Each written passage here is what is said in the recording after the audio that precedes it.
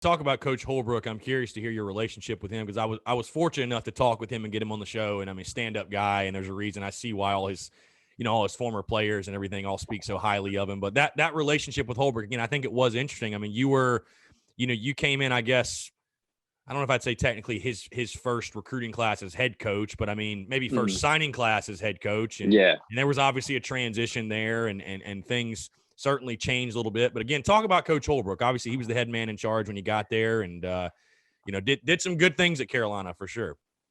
No, everyone from top to bottom, we all respected and loved Coach Holbrook.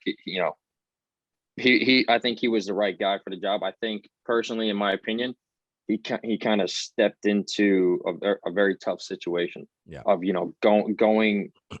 coming off those back World Series runs, and everybody expects the world of him now. Like he's got to do it now, and I think that pressure that was put on him. Not saying it was too much, because if there's a guy that can handle it, it's him. There's no question about that. But I think just from the university itself, just applied so much pressure, coming off the, back to back and everything like that. But no, I have nothing but respect for Coach Holbrook, and I think he's in a great place now at college at Charleston.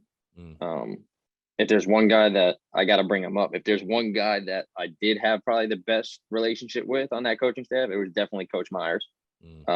That's my guy. So I was always I'm a sarcastic, smartass type of individual. And man, he that was just a guy that I could not necessarily mess with, but he was low key, kind of the same way, but just didn't say as much. But no, that entire coaching staff, man, it was just they were just great to be around. The amount of stuff that I learned, and they just kind of pulled everyone together from, like I said, top to bottom of the roster, and made them play for the university and for them. So yeah, no, I respect and I love every single one of those guys. For sure. I'm curious to hear, Matt, your transition to SEC baseball. Obviously, it's a huge jump, and I've heard even guys say it's like playing AA. Like that's how good the talent is. What do you feel like that transition was like for you? Again, facing SEC hitters, you go from high school where you might see 4 or 5 pretty decent guys. It's 1 through 9, everybody you pitch against in the SEC. What was that transition like for you? To me, it's going to sound kind of, whatever, but to me, it never mattered who was in the box.